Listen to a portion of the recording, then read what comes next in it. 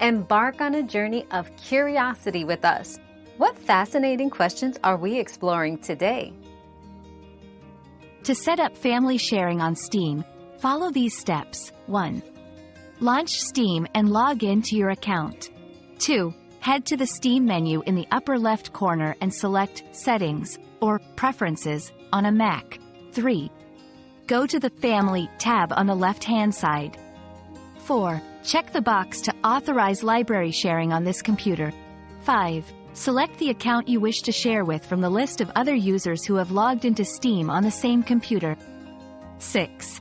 Click OK to confirm.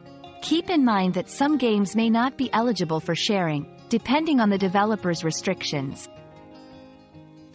Your daily dose of discovery ends here, but the journey of learning never stops. Subscribe and join us again for more answers tomorrow.